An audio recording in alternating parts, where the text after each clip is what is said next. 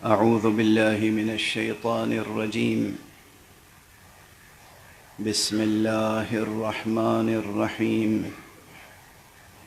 الحمد لله رب العالمين، والصلاة والسلام على أشرف الخلائق أجمعين، سيدنا وسيد الأولين والآخرين، حبيبنا وحبيب إله العالمين، إمام المرسلين وخاتم النبيين، رحمة للعالمين، أبي القاسم المصطفى محمد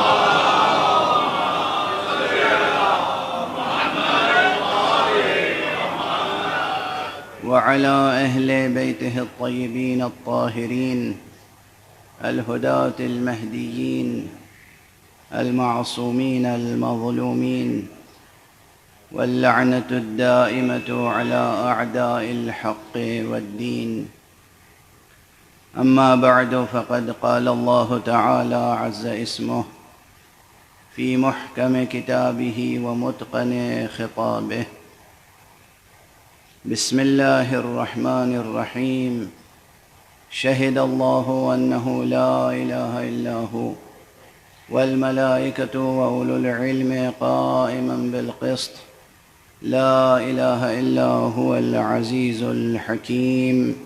صدق الله العلي العظيم.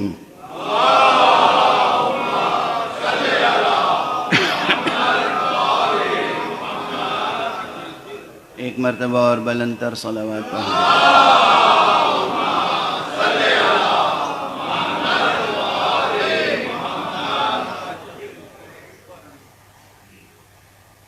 عزیزان ایمانی اور مسلمانان حسینی،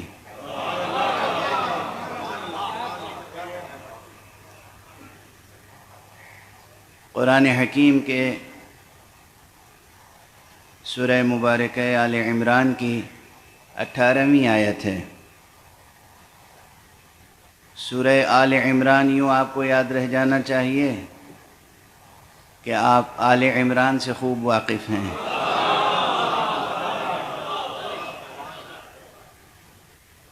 اور اس آیت کا نشان ہے، آیت کا نمبر ہے 18. یہ اس لیے یاد رہ جانا چاہیے کہ کربلا میں 18 جوانان بنی ہاشم شہید. تو یہ سورہ آل عمران کی 18ویں آیت ہے جو میں مسلسل آپ حضرات کی خدمت میں تلاوت کرنے کی سعادت حاصل کر رہا ہوں. آیت شہد اللہ، شہد اللہ انہ لا الہ الا ہو. اللہ سبحانہ و تعالی گواہی دیتا ہے کہ کوئی معبود برحق نہیں ہے سوائے اس کے. والملائکۃ، اور ملائکہ بھی گواہی دیتے ہیں کہ کوئی معبود برحق نہیں ہے سوائے اس کے. وَأُولُو الْعِلْمِ، اور جو اولو العلم ہیں. اب اجازت دیجئے کہ میں اس کا ترجمہ یوں کر دوں کہ جو مالکان علم ہیں.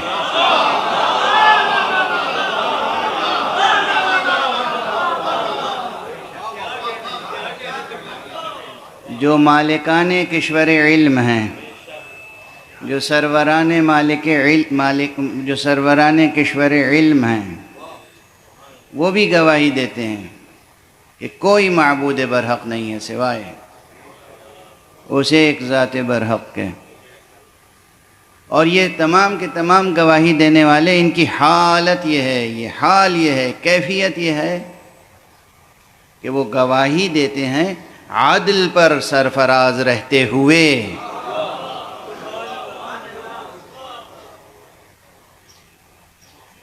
لا الہ الا هو العزیز الحکیم، کوئی نہیں ہے معبود برحق سوائے اس عزیز حکیم کے. گزارش کر چکا آپ کی خدمت میں کہ بظاہر اس آیت میں مضمون توحید ہے، مضمون وحدانیت ہے. اور اگر آپ حضرات کے حافظے پر بھروسہ کروں تو مجھے یہ یقین رکھنا چاہیے کہ آپ کے ذہنوں میں اس فقیر کا یہ جملہ محفوظ ہوگا کہ اصلاً یہ قرآن مجید وہ کتاب ہے جس کا موضوع ہی توحید ہے۔ یہ بہت اہم نکتہ ہے، یہ بہت اہم مسئلہ ہے کہ قرآن مجید اگر کوئی کتاب ہے تو پھر ہر کتاب کا کوئی ایک موضوع ہوتا ہے۔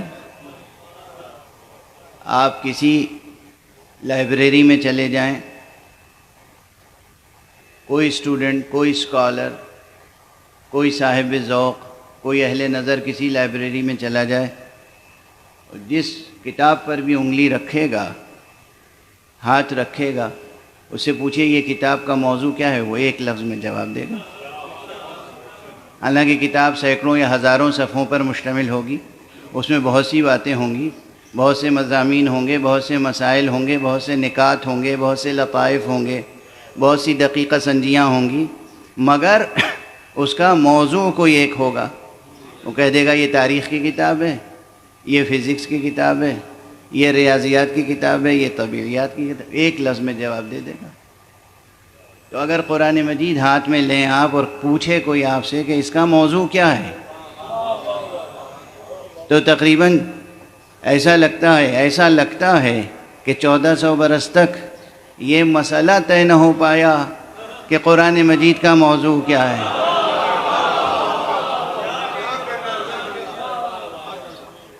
اس لیے کہ ہمارے ایک جلیل القدر عالم اور عظیم المرتبت مترجم اور مفسر جناب مولانا سید ابو الاعلی مودودی رحمۃ اللہ علیہ، پروردگار ان کی روح پر رحمت نازل فرمائے اور ان کے درجات بلند فرمائے، میں دل سے ان کی قدردانی کرتا ہوں۔ عظیم عالم تھے، مخلص تھے اور خدمت گزار اسلام و قرآن تھے، خدمت گزار اسلام و اہل بیت تھے، اور انہوں نے جب تفسیر تفہیم القرآن لکھی تو اس کے شروع میں مقدمے میں یہ مسئلہ اٹھایا کہ اگر قرآن مجید کوئی کتاب ہے تو پھر اس کا کوئی ایک موضوع بھی ہوگا، تو ہمیں یہ جستجو کرنی چاہیے کہ اس کا موضوع کیا ہے۔ جب میں نے یہ مقدمہ پڑھا تو حیرت میں رہ گیا کہ کیا یہ بھی جستجو کی بات ہے کہ اس کا موضوع کیا ہے؟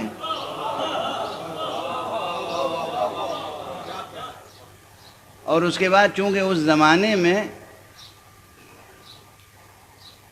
ایگزسٹنشیلزم جو ہے، جدیدیت اور جدیدیت کی فلسفیانہ اساس، فلسفے میں اور ادب میں وجودیت کا فلسفہ، ایگزسٹنشیلزم کا فلسفہ بہت عام تھا، اور اس میں مرکزی حیثیت، مرکزی اہمیت انسان کو دی گئی ہے۔ تو اس لیے غالباً یا اور کچھ اسباب و علل ہوں گے، انہوں نے یہ فیصلہ صادر کیا مختصر سی بحث کے بعد کہ قرآن مجید کا موضوع انسان ہے۔ یہ فقیر ان سے اختلاف کرتا ہے۔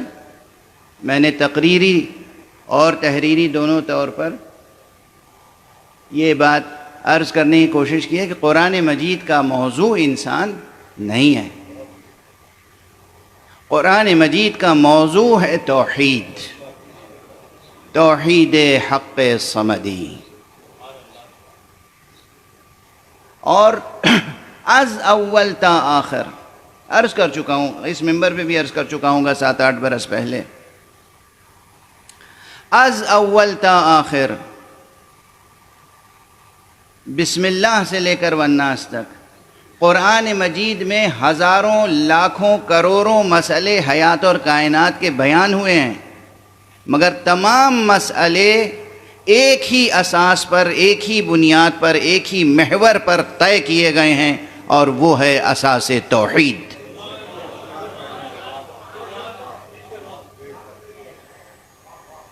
توحید حق صمدی۔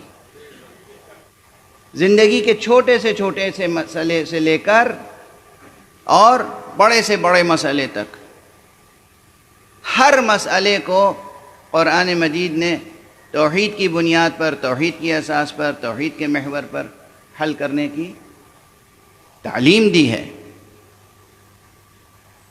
تو یوں تو پورے قرآن مجید میں موضوع ہی توحید ہے، لیکن بعض مقامات پر قرآن مجید میں یہ موضوع توحید اپنی پوری آب و تاب کے ساتھ نمایاں ہوا ہے۔ دیکھیے سورج نکلتا ہے جب صبح تو سورج ہی ہوتا ہے، مگر وہ دور ترین افق پہ ہوتا ہے تو اس کی روشنی میں وہ تیزی نہیں ہوتی، رنگ بھی ویسا نہیں ہوتا۔ جب وہ دھیرے دھیرے بلند ہوتا ہے تو پھر اس کے کرنوں کی رنگت بھی بدلتی ہے، حرارت میں بھی اضافہ ہوتا جاتا ہے، چمک میں بھی اضافہ ہوتا جاتا ہے، اور جب بالکل آپ کے سر پہ آ جاتا ہے نصف النہار، اس وقت اس سورج کی آب و تاب کچھ اور ہوتی ہے، اس کی حرارت، اس کی روشنی، اس کی تابانی، درخشندگی، تابکاری، اور پھر وہ ڈھلتا چلا جاتا ہے تو پھر شام کے وقت اس کی روشنی جو ہے وہ بالکل شفق میں بدل جاتی ہے وہی سورج، ہیں اسی سورج کی کرنیں، مگر فاصلے جب بدل جاتے ہیں، کم ہوتے ہیں اور بڑھتے ہیں تو پھر اس کی تابانی میں فرق آ جاتا ہے۔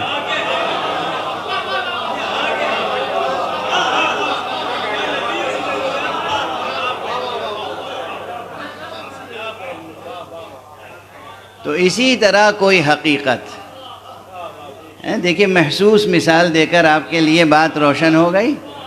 قرآن مجید کی 6000 سے زیادہ آیتوں میں ہر جگہ توحید کی تجلی ہے، مگر بعض مقامات پر توحید کی درخشندگی بہت زیادہ نمایاں ہوتی ہے۔ ان مقامات میں سے ایک مقام یہ آیہ شہد اللہ ہے، اللہ خود گواہی دیتا ہے۔ گزشتہ گفتگوؤں میں یہ بھی عرض کیا جا چکا کہ خود لفظ شہدہ جو ہے، اس میں ابن فارس نے تو یہ صراحت کی ہے۔ ابن فارس وہ شخص ہے کہ جو عربی زبان کا اتنا بڑا عالم ہے کہ لغت کے معاملے میں اس سے بڑا کوئی عالم، اس کی برابری کرنے والا نظر نہیں آتا۔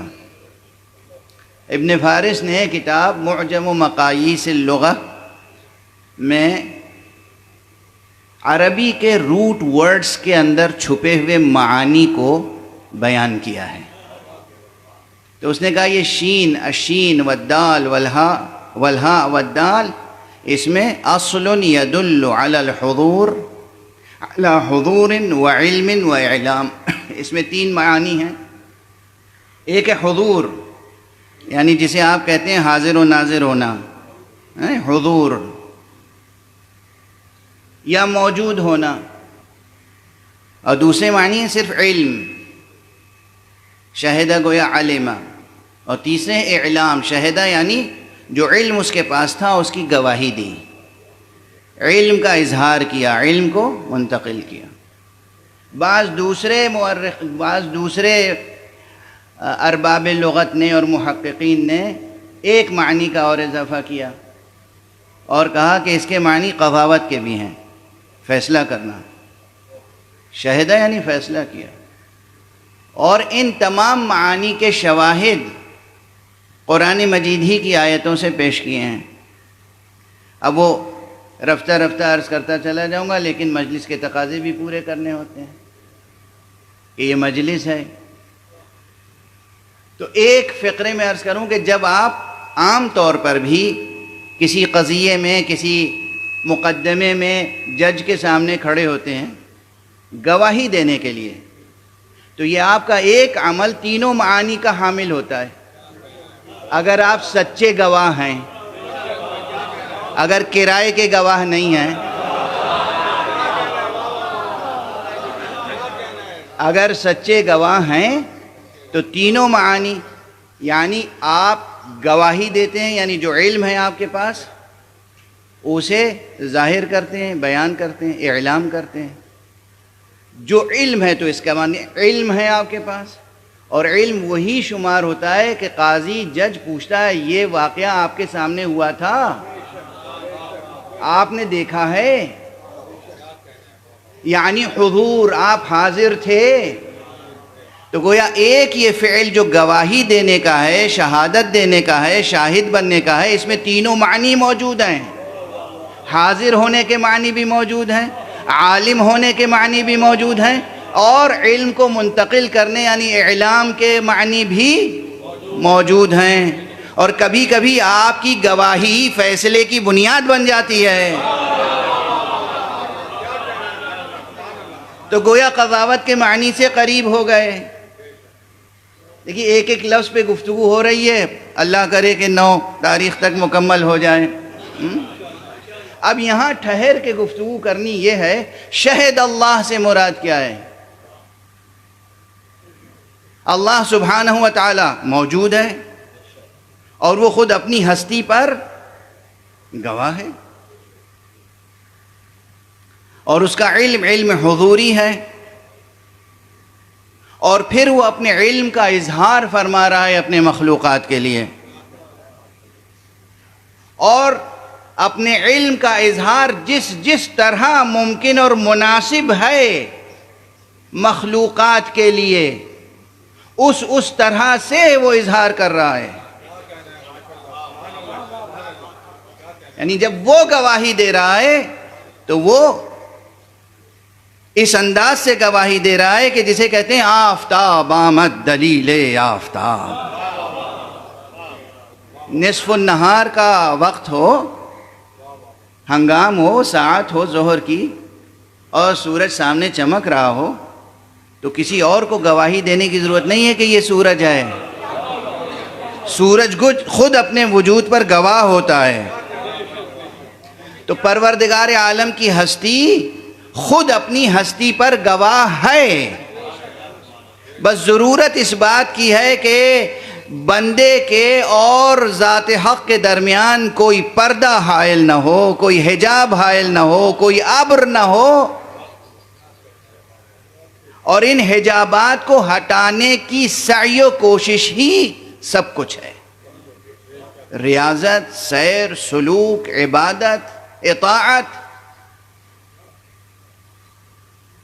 جو کچھ قرآن مجید یا کوئی بھی کتاب آسمانی، کوئی بھی نبی، کوئی بھی امام، کوئی بھی ولی دعوت دیتا ہے عبادت کرو، ریاضت کرو، عبادت کرو، ریاضت کرو. کس لیے عبادت کرو، کس لیے ریاضت کرو؟ تاکہ جو سورج ہے اس کے اور تمہارے درمیان جو بادل ہے، جو بھی حجابات حائل ہیں، وہ حجابات برطرف ہو جائیں. ایک صلوات پڑھ دیجئے محمد.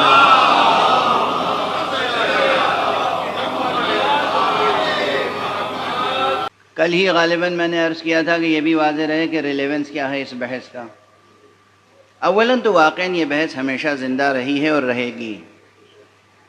دوسرے یہ کہ اس وقت اس عہد میں جب ہم سانس لے رہے ہیں تو پوری دنیا میں شورش الحاد برپا ہے، اور انسان سے اس کی اصالت سلب کرنے کی کوشش کی جا رہی ہے. انسان سے اس کی اصالت سلب کرنے کی کوشش کی جا رہی ہے. انسان سے اس کا حضرت حق سبحانہ و تعالی پر یقین سلب کرنے کی کوشش کی جا رہی ہے.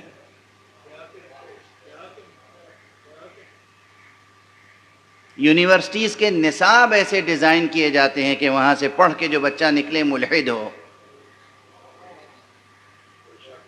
وہ اللہ کا بندہ نہ رہ جائے، وہ کسی بھی سرمایہ دار کی کسی کل کا کسی مشین کا پرزہ بن کے رہ جائے.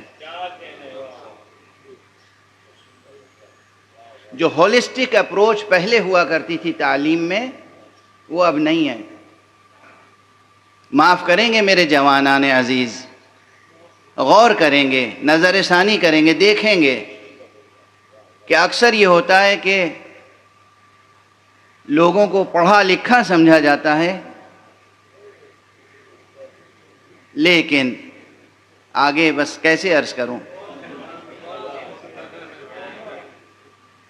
جو کیفیت ہوتی ہے جو تہ در جہالت ہوتی ہے وہ ایسے ہی ہوتی ہے جیسے تہ در تہ بادل ہوتے ہیں. ابھی کہا تھا میں نے وہ بادل جو ہیں وہ سورج کی کرنوں کو پہنچنے نہیں دیتے. یہ جہالت بھی فطرت کی پاکی کو ابھرنے نہیں دیتی.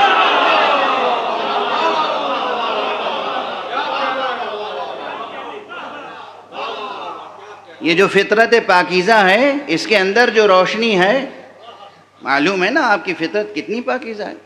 کس نے بنائی ہے یہ فطرت؟ یہ فطرت کس نے بنائی ہے؟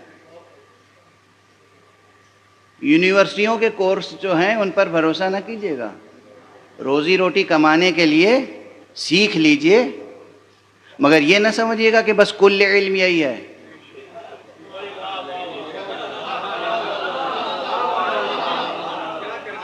اس فقیر کی اتنی بات گرہ میں باندھ لیجئے. میری تو تحریک ہی ہے تعلیم. خوب تعلیم حاصل کیجئے، ہر میدان میں جا کے تعلیم حاصل کیجئے. یونیورسٹیز میں جو آخری ڈگریاں ہوتی ہیں وہاں تک پہنچیں آپ. لیکن آج کل کی یونیورسٹیز کے جو نصاب ہیں ان نصابوں پر بھروسہ نہ کیجیے. وہی کل علم نہیں ہے، علم اس کے علاوہ بہت کچھ ہے. اگر اسی کو کل علم سمجھ لیا تو سمجھیے کہ تہ در تہ تاریک جہالتوں کے نیچے دب کے رہ جائیں گے.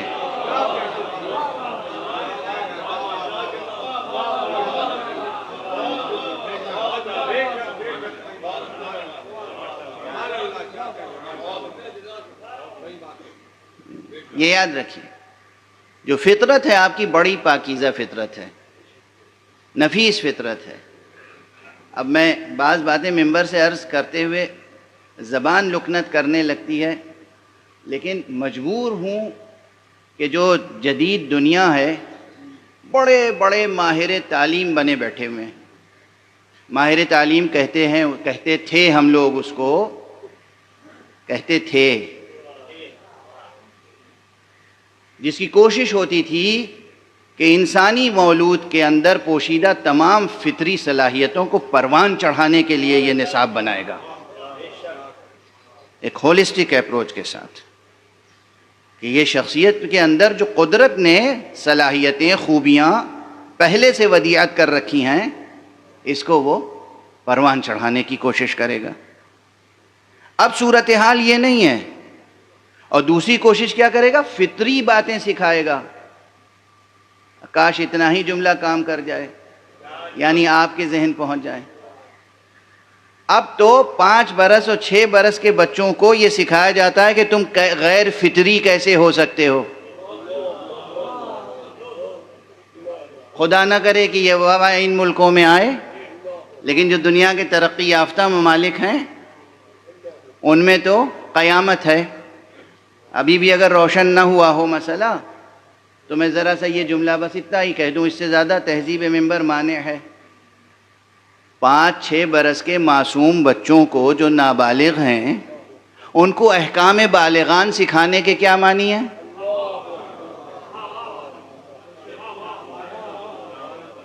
کیا معنی ہے؟ تعلیم کی خدمت ہے. یہ کوئی پازیٹیو انداز ہے سوچنے کا؟ یہ ماہر تعلیم ہونے کے یہ ثمرات ہیں. چائلڈ سائیکولوجی سمجھنے کے یہ ثمرات ہیں. تہذیب شناسی کے یہ تقاضے ہیں. ثقافت شناسی کے یہ تقاضے ہیں. یہ تعمیر انسانیت ہے یا انسانیت کی ہلاکت کے اسباب؟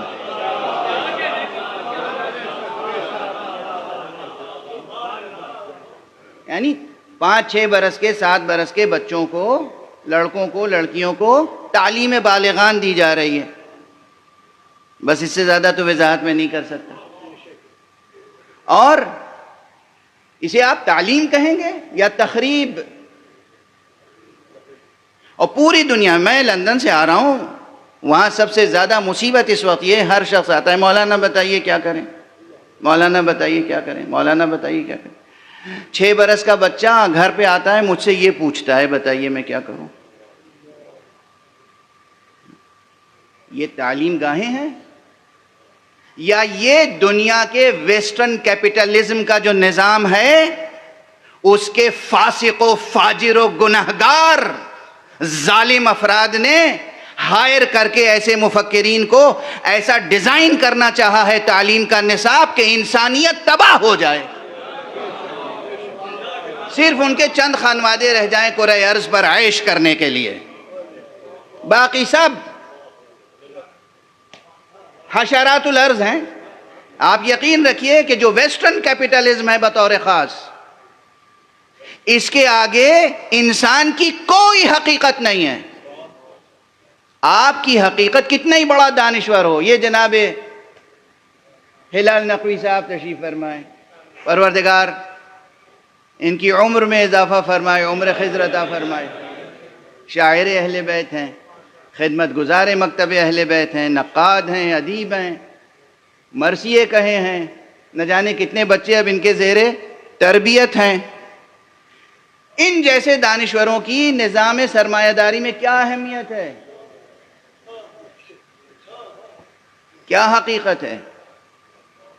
نہ جاہل کی حقیقت ہے، نہ عالم کی حقیقت، نہ شاعر کی حقیقت ہے، نہ ادیب کی حقیقت، نہ قانون داں کی حقیقت ہے، نہ فقیہ کی حقیقت، کوئی کچھ ہو اس کی کوئی حقیقت نہیں ہے۔ حشرات الارض کی طرح ہیں ان کے سامنے سب، ان کے سامنے سب سے زیادہ اہم ان کی خودی، ان کے اپنے خواہشات نفس، ان کے اپنے اسباب عیش، بس اور کچھ نہیں۔ واضح ہے؟ اس نظام کے خلاف بھی اگر تنقید کی جائے تو بعض حضرات کو اچھا نہیں لگتا، اور یقین فرمائیے کہ پوری دنیا میں اس وقت جو خرابیاں ہیں وہ ان کی نحوستیں ہیں۔ پوری دنیا میں جہاں بھی جو دہشت گردی ہو رہی ہے، جہاں بھی جو ٹیررزم ہو رہا ہے، جہاں بھی جو فتنہ اور فساد ہو رہا ہے، وہ اس کی جڑیں جا کے ویسٹرن کیپٹلزم میں تلاش کر لیجئے آپ۔ میں کسی ایک ملک کو نہیں میں ملزم قرار دے رہا ہوں، اور میں کسی ایک فرد کو بھی ملزم قرار نہیں دے رہا ہوں۔ واضح رہے، اگر کوئی تلملا اٹھے تو وہ اپنے ضمیر کا خود جائزہ لے۔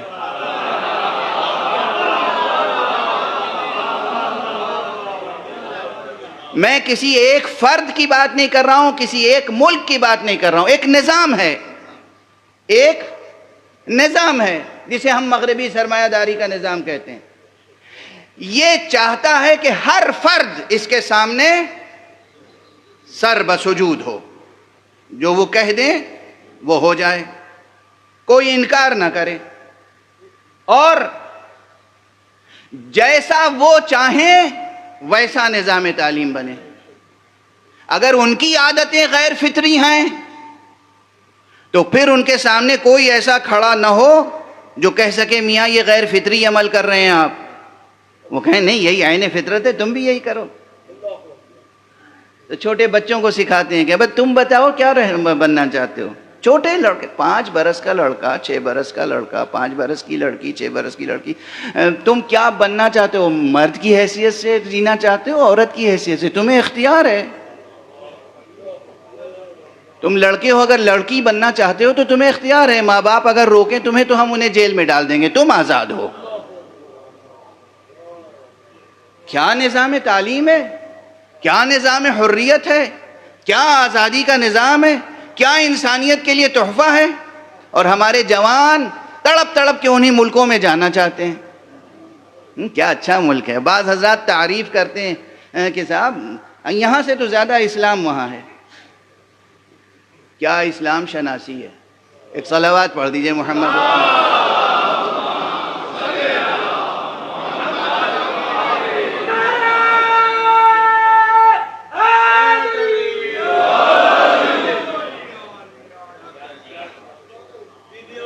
کیا اسلام شناسی ہے؟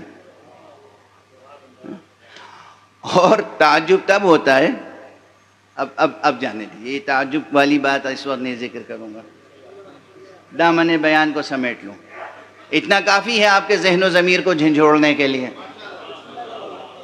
بتائیے کہ سرکار سید الشہداء حضرت امام ابو عبداللہ الحسین علیہ الصلاۃ والسلام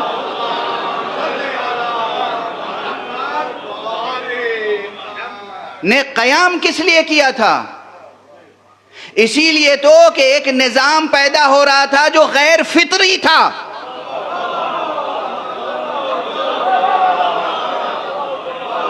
غیر عادلانہ تھا، منصفانہ نہیں تھا، آئین و اساس وحی و اخلاق نبوی پر قائم نہیں تھا، انسانی فطرت سے ٹکرانے والا تھا۔ اس لیے امام نے قیام کیا تھا نا۔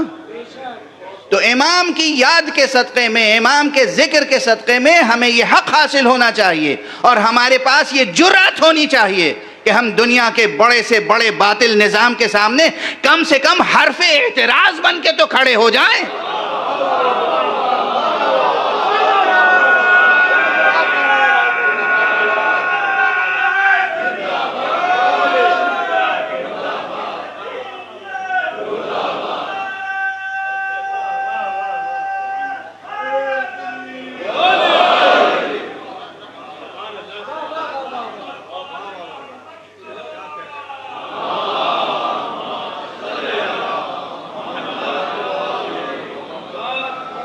اب جو وہ یہ چاہتے ہیں کہ یہ آ جائے، منقلب ہو جائے دنیا، یعنی آپ سوچئے، پھر سوچئے، میں کیا عرض کروں، اب وقت میرا ساتھ دے یا نہ دے، آپ میرا ساتھ دیجئے گا۔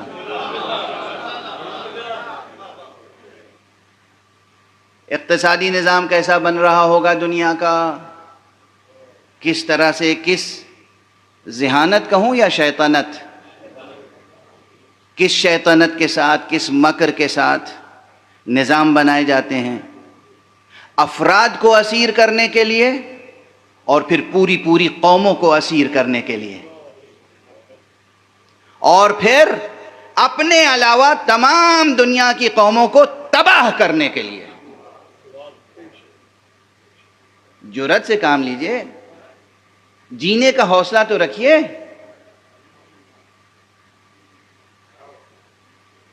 جینے کا تو حوصلہ رکھیے۔ زندگی رہے گی تو زندگی کی لذتیں بھی رہیں گی۔ لذتوں کی فکر نہ کیجئے، جینے کی فکر کیجئے۔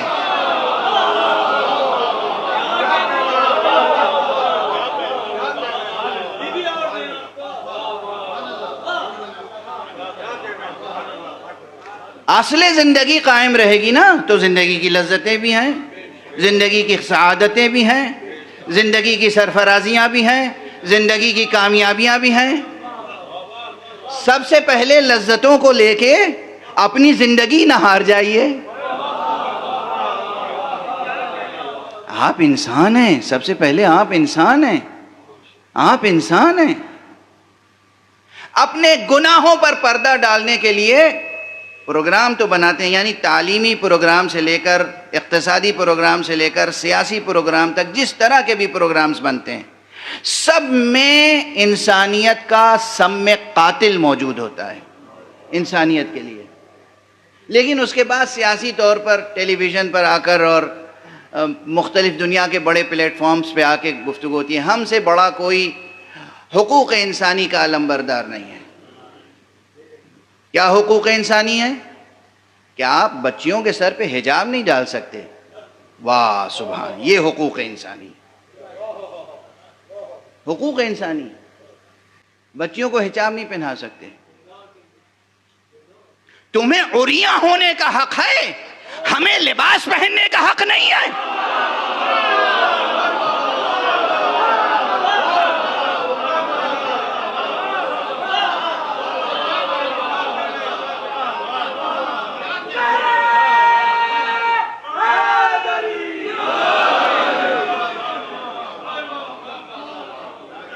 کیا حق ہے تمہیں؟ اگر یہی کہ سب کو برابر کا حق ہے، آزادی ہے، تم عریاں رہنا چاہتے ہو، عریاں رہو۔ ہم لباس پہننا چاہتے ہیں تو ہمیں لباس پہننے دو۔ ہم تمہیں اگر لباس پہنائیں تو جبر، تم ہمارا لباس چھینو تو آزادی۔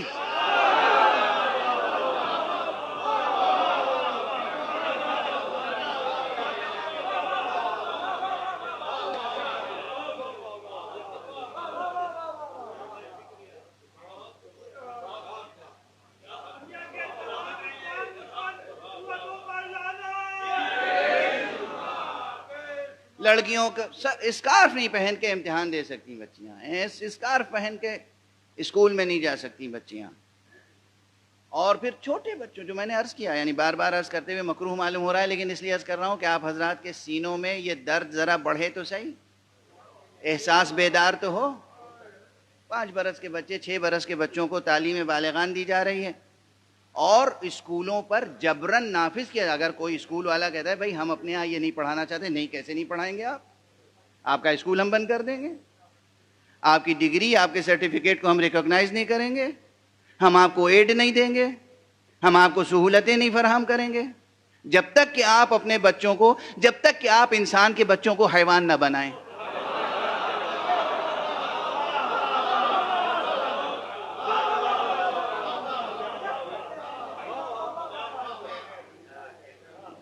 یہ جو دنیا کا موجودہ نظام ہے ابھر رہا ہے اور دھیرے دھیرے وہ پھیلایا جا رہا ہے ہر چھوٹے بڑے ملک میں. سمجھ رہے کہ کہاں سے کہاں تک بات پہنچ رہی ہے؟ بے مہار ہیں ان کے جذبات، بے مہار ہیں ان کے عزائم، بے مہار ہیں ان کے منصوبے، اور کوئی رکاوٹ نہیں ہے. صرف 2 رکاوٹیں ہیں، یا فطرت پاکیزہ انسانی، یا اس پاکیزہ فطرت انسانی کی گواہی جس چیز پہ دیتی ہے، یعنی حقیقت حق وجود صمدی، اللہ کی حقیقت. فطرت کو وہ بدفعلیوں اور بدعمالیوں سے مسخ کرنا چاہتے ہیں اور خدا کی حقیقت پر یقین کو مٹا دینا چاہتے ہیں. کون اعتراض کرے گا؟ اعتراض کون کرے گا؟ ظاہر ہے وہ لوگ اعتراض کریں گے جن میں ریلیجس سینٹیمنٹس ہوں گے. اس لیے پہلے ریلیجن کا مذاق اڑاؤ، بتاؤ کہ میاں یہ مذہب کیا ہے، خدا کیا ہے. There is no God, just enjoy your life. کوئی نہیں ہے خدا. یہ باقاعدہ اس کے بینرز لگا کے اشتہار کیے جاتے ہیں. کیوں؟ اس لیے کہ لیکن یہ ناکام ہوں گے انشاءاللہ. کیوں؟ تاریخ ہے، ہمیشہ جتنا بھی کوئی طاغوت وقت، کوئی سرکش، کوئی ظالم، کوئی فاسق، کوئی فاجر جتنا بھی بلند ہو جائے، جتنا بھی بڑھ جائے، جتنا بھی مضبوط ہو جائے، اس کا لشکر جتنا بڑا ہو، اس کا خزانہ جتنا بڑا ہو، فرعون بن جائے، نمرود بن جائے، حامان بن جائے، شداد بن جائے، مگر وہ کسی ایک موسیٰ سے، کسی ایک ابراہیم سے، کسی ایک محمد سے، کسی ایک حسین سے ہار کے رہے.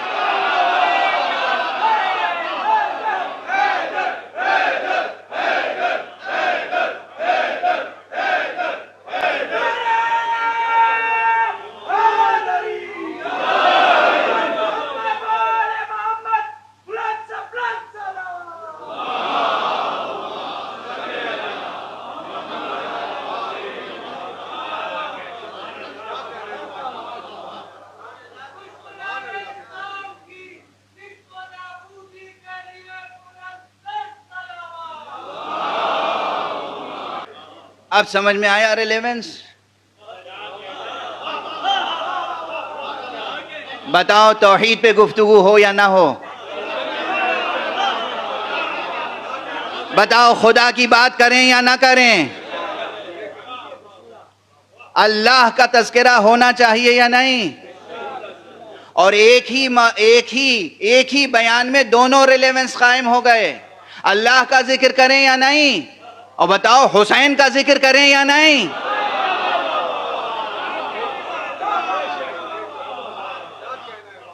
جب بھی تخت حکومت پر بیٹھنے والا کوئی طاغوت خدا کو بھلانے کی کوشش کرے تو حسین کا تذکرہ کرو.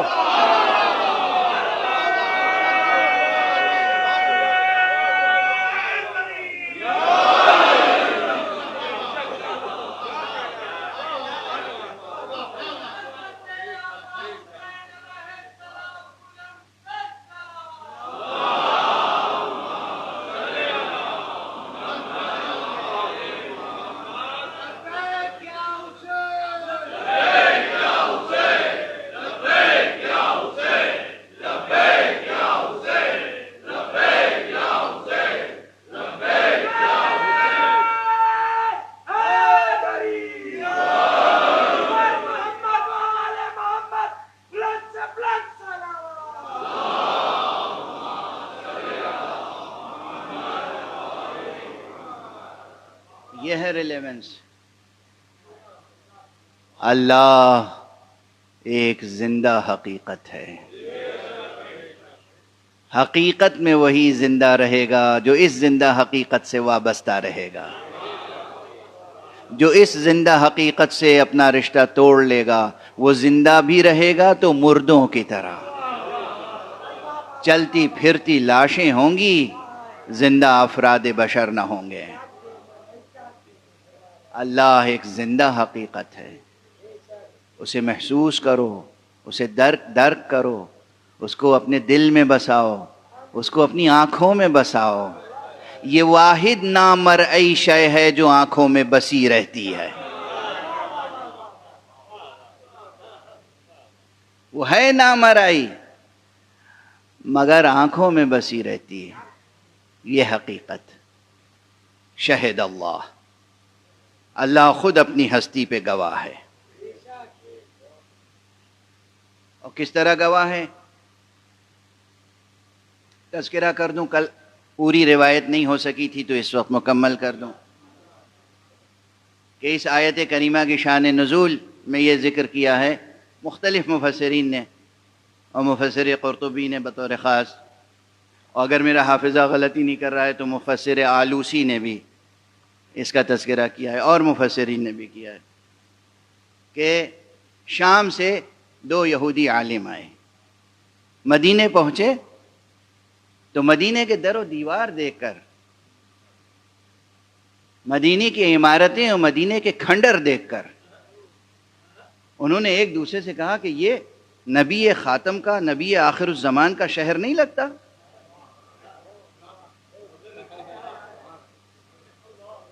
کہاں لگتا ہے، بالکل وہی شہر. داخل ہوئے، پوچھا، جستجو کی، لوگوں نے کہا ہاں محمد ابن عبداللہ صلی اللہ علیہ وسلم.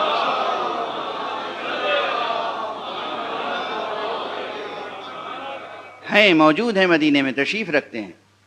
کہاں ہیں؟ مسجد النبی میں ہیں. مسجد تک رہنمائی کی گئی، مسجد میں آئے، اور آنے کے بعد انہوں نے سوال کیا کہ سب سے بڑی گواہی آپ کے پاس کون سی گواہی ہے؟ آپ کی کتاب میں سب سے بڑی گواہی کون سی ہے؟ اس وقت یہ آیت نازل ہوئی. اے رسول، ان کے سامنے کہہ دیجئے شہد اللہ انہ لا الہ الا ہو والملائکۃ واولو العلم قائما بالقسط لا الہ الا هو العزیز الحکیم. کیا آیت تھی کہ سنتے ہی وہ گویا کہ سجدہ ریز ہو گئے اور انہوں نے کہا اشہد ان لا الہ الا اللہ واشہد ان محمد رسول اللہ. بڑی عظیم الشان شان نزول بھی ہے، بڑی جامعیت ہے. میں نے کل عرض کیا تھا نا، خط گلزار میں کلک مشیت نے پورا قصیدہ توحید لکھ دیا ہے. اللہ گواہی دیتا ہے. ابھی بات ظاہر ہے کہ جاری رہے گی، وقت گزر گیا. آیتوں کی قرأت کیسے کی جائے، اس کے اندر چھپے ہوئے معانی مزید کیسے پڑھے جائیں. میں نے وعدہ کیا تھا آپ سے کہ آج ایک مثال قرآنی پیش کروں گا جس سے معلوم ہوگا کہ پچھلی کتابوں میں ہمارے پیغمبر کا تذکرہ کیسے تھا. کل میں نے وعدہ غالباً کیا تھا. بک آف جینیسس جیسے اناجیل میں ہے وہ تو تھی نہیں، اس میں پیغمبر کا اس طرح سے تذکرہ تو تھا نہیں کہ جناب اسماعیل علیہ السلام تک، یا جناب ابراہیم علیہ السلام تک، یا جناب آدم علیہ السلام تک، یا جناب عدنان تک، یا جناب ہاشم تک ہی پورا سلسلہ ہو کہ وہ ہوں گے محمد ابن عبداللہ ابن عبد المطلب ابن ہاشم، ان کی ماں کا نام آمنہ ہوگا. یہ سب تو نہیں کہیں. پھر کس طریقے سے تذکرہ تھا کہ تھا بھی، نہیں بھی تھا، اور اتنا روشن تھا کہ ان کو بھی پہچانتے تھے لوگ، ان کے خاندان کو بھی پہچانتے تھے، ان کے شہر کو بھی پہچانتے تھے.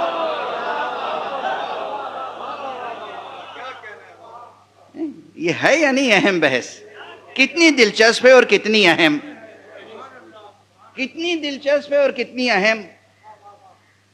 اب قرآن مجید میں جس طریقے سے پہلے کتابوں میں کیوں کھل کے نام کیوں نہیں لیا جا سکتا تھا؟ خاندان کا، بنی ہاشم سے ہوں گے، عبداللہ کے بیٹے ہوں گے، محمد ان کا نام ہوگا، دوسرا نام ان کا احمد ہوگا، اور باقی ان کی تمام تفصیلات. اس لیے کہ علم دینے کا سلیقہ بھی عالم کے پاس ہونا چاہیے. اس پروردگار سے بڑا نہ کوئی عالم ہے، نہ اس سے زیادہ کسی کے پاس سلیقہ ہے. ابھی نظام تعلیم پر گفتگو ہو رہی تھی، ایک جملہ اور اس ضمن میں کہہ دوں یہاں پر کہ ہمارے بزرگ علماء، پرانے علماء ہر ایک کو شاگرد نہیں بناتے تھے.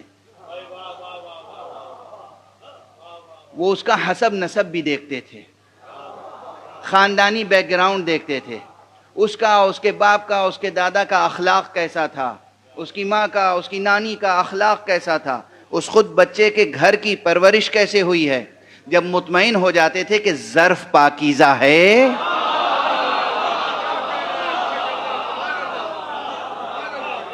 تو پھر بادئ ناب علم اس میں انڈیل دیتے تھے. کسی غلیظ برتن میں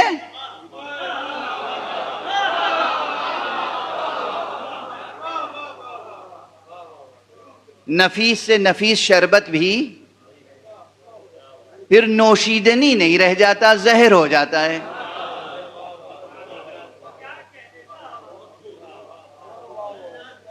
تو ہمارے بزرگ علماء ہر ایک کو علم نہیں دیتے تھے، طالب علم نہیں بناتے تھے.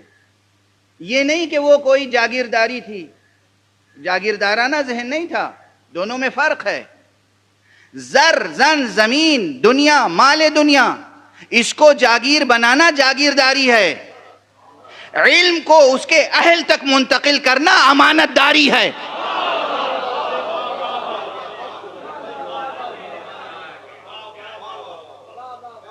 جاگیر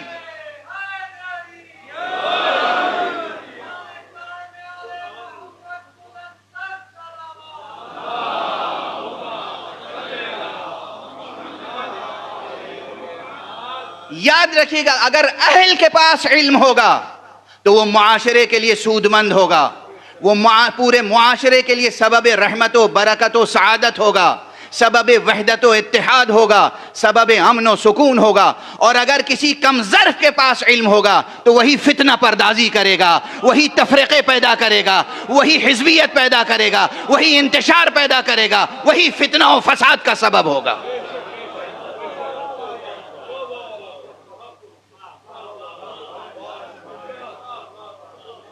تو یہ چیز اس سے زیادہ کون بہتر سمجھتا ہوگا کہ علم کس طرح منتقل کیا جائے. اب کیسے کیسے محسوس مثالیں دوں، بالکل بازاری سی مثال دے دوں ایک. حالانکہ میں بازار وغیرہ سے مجھے کوئی سلیقہ نہیں ہے اس کا. جتنی نفیس شے بکتی ہے بازار میں، اتنے ہی زیادہ اس کے اوپر غلاف چڑھے ہوتے ہیں.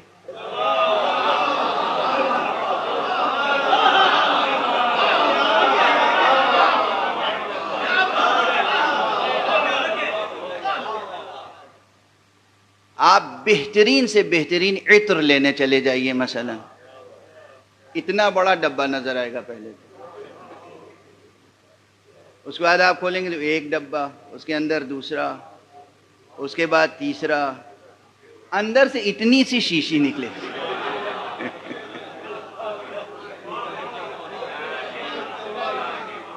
وہ اتنی سی شیشی ایسی ہوگی کہ اس کا اتنا سا عطر لگائیے گا تو وہاں تک خوشبو جائے گی.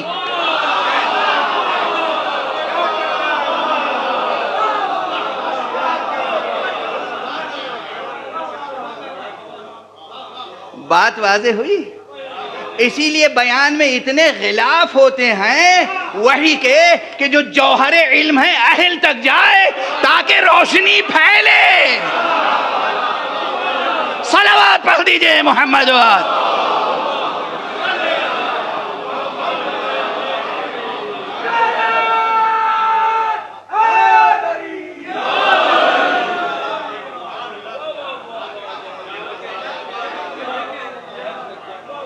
تاکہ علم کی روشنی پھیلے. اہل کے پاس رہے گی بات تو علم کی روشنی پھیلے گی. نہ اہل کے پاس رہے گی وہ دوسروں کا چراغ زندگی بھی گل کر دے گا. روشنی کیا پھیلائے گا اور نتیجتاً اپنا مستقبل بھی تاریک کر لے گا.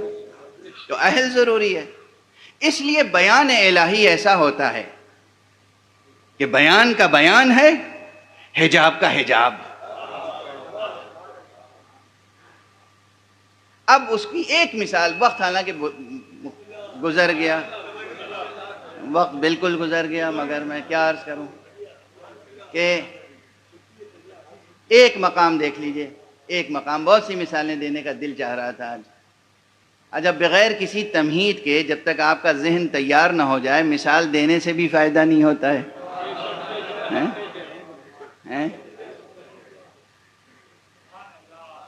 زمین پر ہل نہ چلایا جائے اور بیج ڈال دیا جائے تو بیج ختم ہو جاتا ہے، مر جاتا ہے.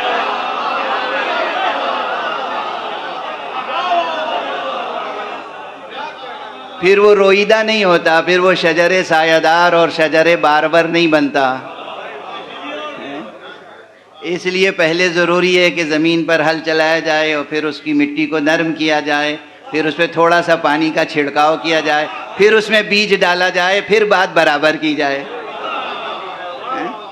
تاکہ وہ شجر سایہ دار اور شجر بارور بنے.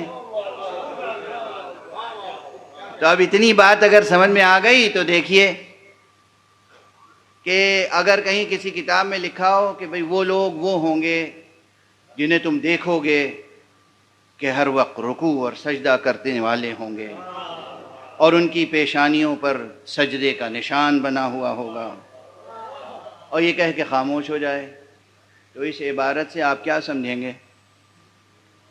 کس کے بارے میں ہے یہ کس کے بارے میں؟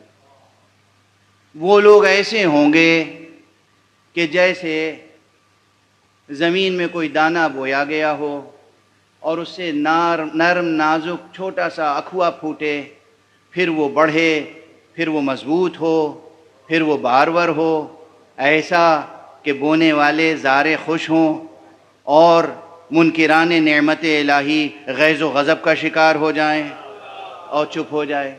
اس سے کیا سمجھ میں آئے گا؟ ہماری آپ کی کیا سمجھ میں آئے گا؟ کس کا تذکرہ ہے یہ؟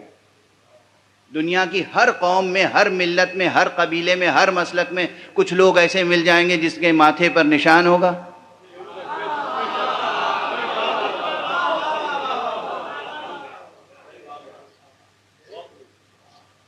کس کا تذکرہ ہو رہا ہے یہ؟ یہودیوں میں کتنے عبادت گزار تھے، مسیحیوں میں کتنے عبادت گزار تھے، مشرکوں میں کتنے ہیں. بتوں کے سامنے سے ہی ماتھا تو ٹیکتے ہیں. اب صرف یہ بیان، اس میں کچھ نہیں ہے، نہ نام، نہ حسب، نہ نسب، نہ وطن، کچھ نہیں. کیا ہوا یہ تذکرہ؟ نص ہے، بیان ہے، دلیل ہے، کیا ہے یہ؟ تو کچھ نہیں، تو مبہم سا بیان ہے. قرآن کیا کہتا ہے؟ بسم اللہ الرحمن الرحیم، محمد الرسول اللہ والذین معہ اشداء علی الکفار رحماء بینہم تراہم رکعا سجدا یبتغون فضلا من اللہ ورضوانا وفضلا. یبتغون رضوان، ایک صلوات پڑھ دیجئے محمد والا.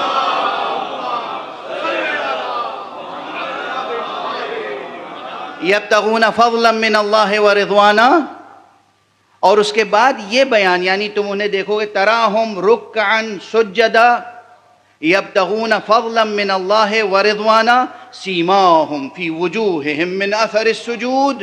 تم انہیں دیکھو گے تو دیکھو گے کہ وہ رکوع کرنے والے ہیں، سجدہ کرنے والے ہیں، اپنے رب سے فضل الہی اور رضوان الہی کو طلب کرنے والے ہیں. ان کے چہروں پر، ان کی پیشانیوں پر سجدوں کے نشان ہیں. اس کے بعد کہتے ہیں ذالک مثلہم فی التوراۃ، یہ ان کی مثال ہے تورات میں. قرآن خود بتا رہا ہے یہ تورات میں جو بیان کیا ہے ہم نے کہ تم دیکھو گے ایک ایسا گروہ جو رکوع کرنے والا ہوگا، سجدہ کرنے والا ہوگا، پروردگار سے فضل الہی اور رضوان الہی طلب کرنے والا ہوگا، اور پروردگار سے، اور ان کے چہرے ایسے ہوں گے کہ جو سجدوں کے نشان سجے ہوئے ہوں گے ان پر. یہ دراصل تذکرہ محمد اور ان کے ساتھیوں کا ہے،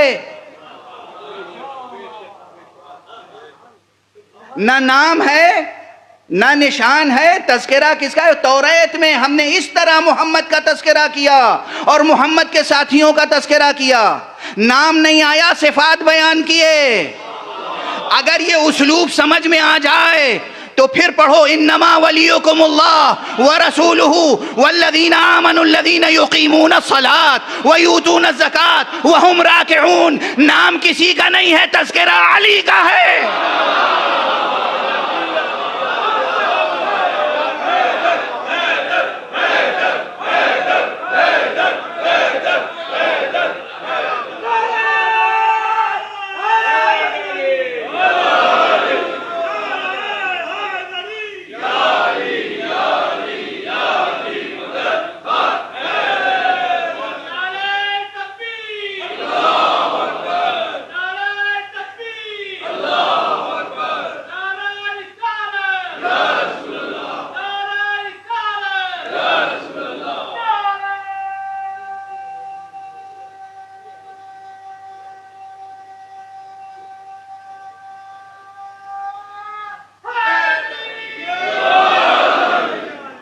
واضح ہے. عبارت کو عبارت سے ملا لیجئے، کردار کو کردار سے ملا لیجئے، پھر نام کو نام سے ملا لیجئے گا. خود خدا کہہ رہا ہے، ارشاد فرمایا کہ ہم نے یہ مثال دی ہے کس کی؟ محمد رسول اللہ والذین معہ. محمد اپنے پیغمبر کی اور جو لوگ ان کے ساتھ رہنے ساتھی ہیں ان کی مثال کیا ہے؟ ذالک مثلہم فی التوراۃ. ان کی مثال تورات میں یہ ہے. کیا ہے؟ تراہم رکعا سجدا یبتغون فضلا من اللہ ورضوانا سیماہم فی وجوہہم من اثر السجود. تم دیکھو گے وہ رکوع کرنے والے ہیں، وہ سجدہ کرنے والے ہیں، خدا سے دعا کرنے والے ہیں، فضل و رضوان الہی طلب کرنے والے ہیں، اور ان کی پیشانیوں پہ سجدوں کے نشان ہیں. اسی طرح ہم کہتے ہیں علی کا تذکرہ قرآن میں ہے. کہاں ہے؟ وہی دیکھ لو جہاں اللہ نے کہا ہے وہ ایمان لانے والے ہیں، وہ نماز قائم کرنے والے ہیں، وہ حالت رکوع میں زکوٰۃ دینے والے ہیں.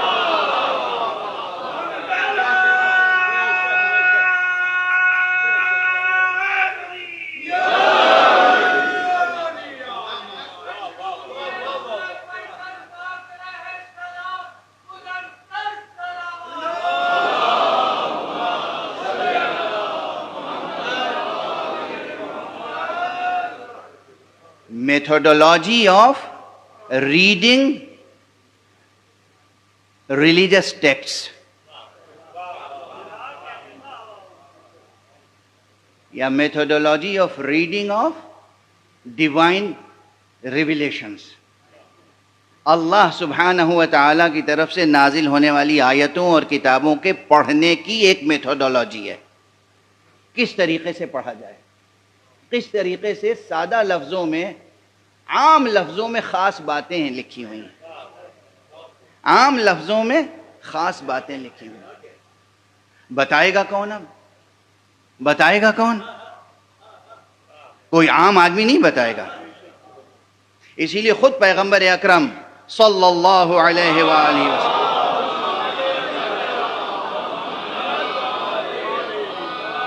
ارشاد فرمایا ہے کہ اللہ سبحانہ و تعالی نے ان اللہ سبحانہ و تعالی انزل علی ھذا القرآن ومثلہ معہ. اللہ سبحانہ و تعالی نے میرے اوپر یہ قرآن نازل کیا ہے اور اسی کے مثل میرے ساتھ کچھ اور ہے.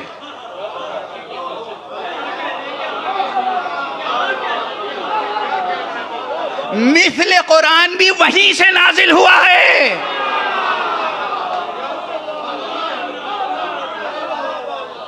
اور چیلنج کر رہا ہوں، کوئی اس حدیث کا انکار نہیں کر سکتا. اللہ نے قرآن نازل کیا وَمِثْلَهُ مَعَهُ، اور اسی کے ساتھ اس کا مثل نازل کیا ہے. یعنی جناب موسیٰ پہ توریت نازل ہوئی، یہ آیتیں نازل ہوئیں، جناب توریت نے انہی آیتوں کی تفصیل کی کہ تمہیں معلوم ہے ہارون، یہ جو لکھا ہوا ہے تراہم رکعن سجدا، تم دیکھو گے کہ وہ رکوع کرنے والے ہیں، سجدہ کرنے والے ہیں، یہ ہر ایک کو نہ سمجھ لینا، یہ نسل ابراہیم میں آنے والے محمد مصطفیٰ کا تذکرہ ہے، اور وہ ایسے ہوں گے اور اس خاندان سے ہوں گے، اور وہاں ساری تفصیل موجود ہے کہ وہ عبداللہ کے بیٹے ہوں گے، یتیم در یتیم آمنہ ہوں گے، اور وہ آغوش ابو طالب کے پروردہ ہوں گے، ان کی ولادت شعب ابی طالب میں ہوگی، وہ مکے میں پیدا ہوں گے، ہجرت کر کے طیبہ جائیں گے، یثرب جائیں گے، یثرب کو طیبہ بنا دیں گے، مدینۃ الرسول بنا دیں گے، ساری تفصیل جناب موسیٰ نے ہارون کو اور اپنے دوسرے اوصیاء کو تعلیم فرمائی۔ اگر تعلیم نہیں فرمائی تو باقی یہودی علماء کے پاس اتنا علم کہاں سے آیا کہ مدینہ دیکھ کے پہچان لے یہ نبی آخر الزمان کا شہر ہے؟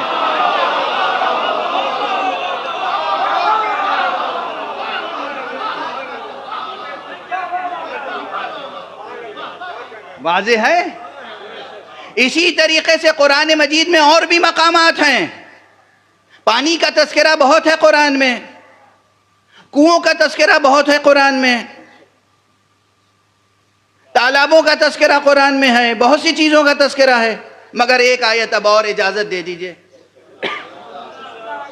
سورہ مبارکہ ملک، تبارک الذی بیدہ الملک وہو علی کل شیء قدیر، اس سورہ مبارکہ کی آخری آیت پڑھ لیجئے، ارأیتم ان اصبح ماؤکم غورا فمن یأتیکم بماء معین، کیا تم نے غور کیا ہے کہ جب تمہارا آب زلال، جب پانی زمین میں جذب ہو جائے گا، غائب ہو جائے گا، تو دوبارہ کون پانی کو ظاہر کرے گا؟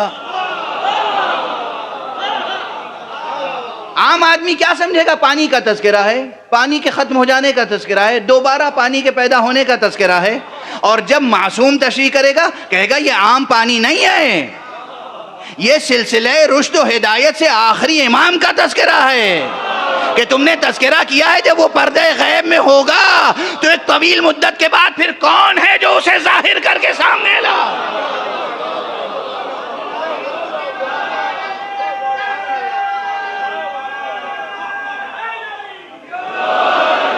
اب سمجھ میں آ رہی ہے ریڈنگ میتھڈولوجی، یہ پانی عام پانی نہیں ہے۔ ارأیتم ان اصبح ماؤکم غورا، کیا تم نے غور کیا ہے، سوچا ہے، دیکھا ہے؟ دیکھا ہے بمعنی غور کیا ہے۔ ارأیتم، کیا تم نے سوچا ہے؟ کیا سوچا ہے؟ ان اصبح ماؤکم غورا، جب تمہارا پانی غائب ہو جائے گا، زمین میں جذب ہو جائے گا، فمن یأتیکم، پھر کون لے کر آئے گا؟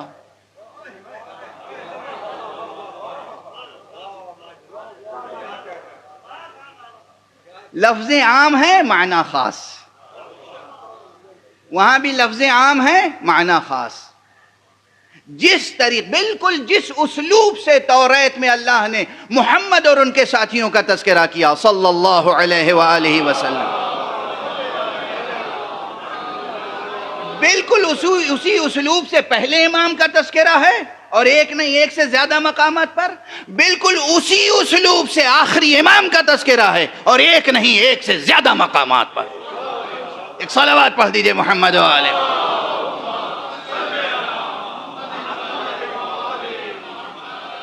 تصدیق کون کرے گا؟ اولو العلم قائما بالقسط، وہ بتائیں گے جو مالکان کشور علم ہیں کہ اس بیان سے مراد کیا ہے، اس آیت سے مراد کیا ہے، اس استعارے سے مراد کیا ہے، اس تشبیہ سے مراد کیا ہے، اس کلمے میں کیا معنی پوشیدہ ہیں، اس عام سے کون خاص مراد ہے، اس خاص سے کون عام مراد ہے۔ بس گفتگو تمام، گفتگو روک رہا۔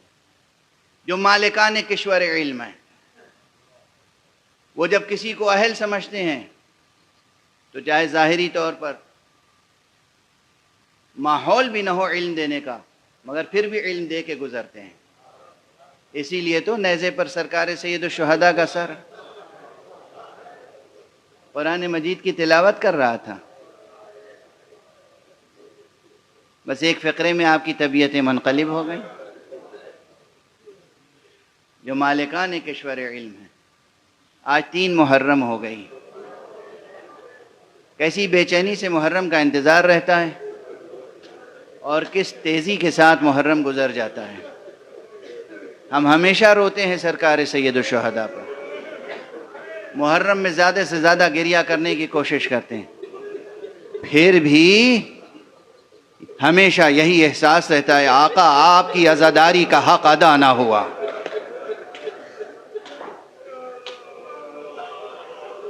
یہ کیا کہ ہماری آنکھوں سے آنسو بہہ گئے اور ابھی رگوں میں خون باقی ہے؟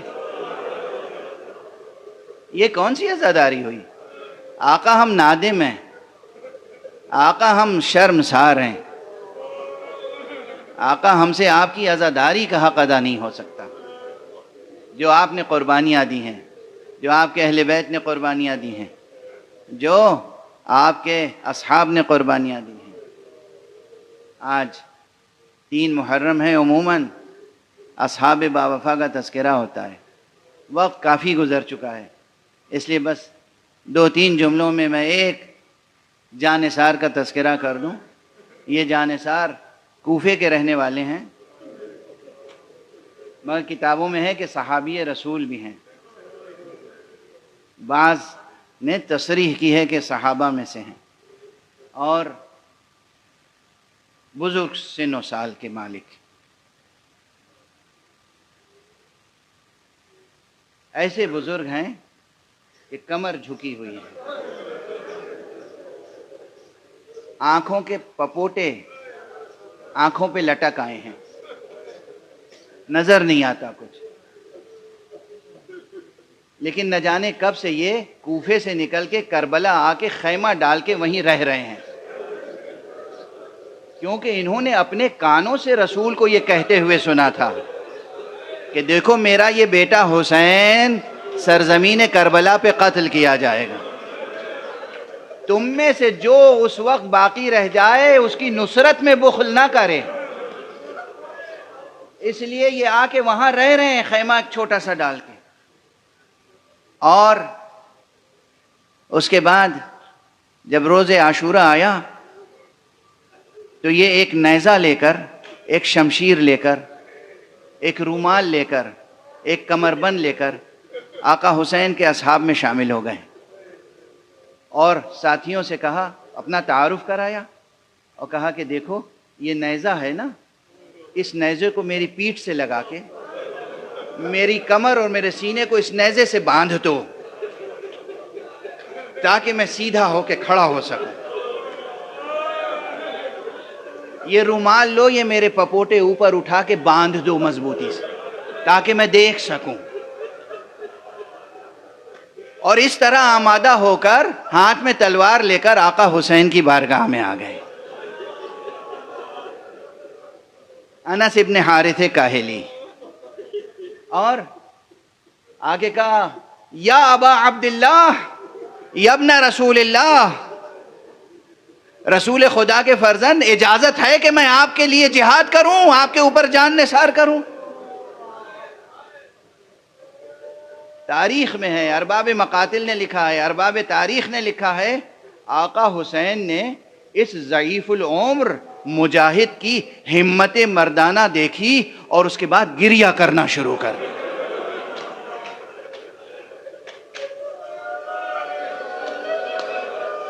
حسین جس زندہ شہید پر گریہ کر رہے ہوں،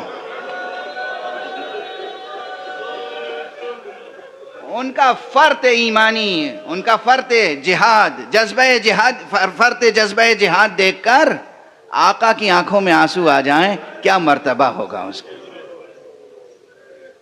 دیکھا، دعائیں دی اور کہا بسم اللہ، قربانیوں کی راہ کھلی ہوئی ہے، جہاد کا راستہ کھلا ہوا ہے، بسم اللہ۔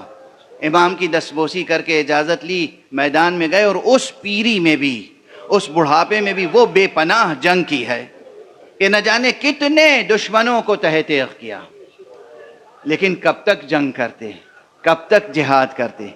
اس لیے کہ دشمنوں کا طریقہ تھا آنے والے مجاہدوں کو چاروں طرف سے گھیر لیں اور اس کے بعد ان پر ہر طرف سے وار کریں۔ اسی طرح اس بوڑھے مجاہد صحابی پیغمبر کے ساتھ بھی ہوا، اور پھر جب زخموں سے چور ہو کے یہ زمین پر گر رہے تھے، پھر ایک مرتبہ خیمے کی طرف دیکھا، سرکار سید الشہداء کو آواز دی، السلام علیک یا ابا عبداللہ، فرزند رسول آپ پر سلام ہو، گواہی دے دیجئے گا، نانا کو بتا دیجئے گا میں نے وصیت پیغمبر پر عمل کیا ہے، میں نے وصیت پوری کر دی، میں نے عمل کیا ہے، آپ گواہی دیجئے گا۔ وہاں سرکار سید الشہداء کے ہاتھ بلند ہو گئے دعا کے لیے، پروردگار تیری قربانی کو قبول فرمائے، اے میرے نانا کے وفادار صحابی، تو نے حق وفا ادا کر دیا، انا للہ وانا الیہ راجعون، رضا بقضائہ وتسلیما لامرہ۔ پروردگار ہمیں علوم قرآن اور معارف اہل بیت سے آشنا فرما۔ پروردگار مالک معبود ملت اسلامیہ کو ایک رشتہ وحدت میں پرو دے، پالنے والے پروردگار ہمیں بھی اس قابل بنا دے کہ ہم تیری راہ میں، آقا حسین کی راہ میں کوئی قربانی پیش کر سکیں۔ معبود پروردگار ہمارے جوانوں میں ایمان اور یقین کی شمع کو روشن فرمائے، ہمارے سینوں میں ہمیشہ چراغ توحید روشن رہے، ہمارے ہاتھوں میں ہمیشہ دامان ختم نبوت رہے، ہمارے قدم ہمیشہ صراط مستقیم ولایت پر گامزن رہے۔ پروردگار ہمارے سروں پر رہبر معظم حضرت آیت اللہ العظمیٰ سید خامنئی کا سایہ برقرار رہے۔ پروردگار ہمارے سروں پر تمام مرجعیات رشیدہ کا سایہ برقرار رکھ۔ پروردگار معبود اپنے ولی آخر کو اذن ظہور عطا فرما اور ان کے ہاتھوں سے اپنی رحمت و رافت و عدالت کا پرچم دے۔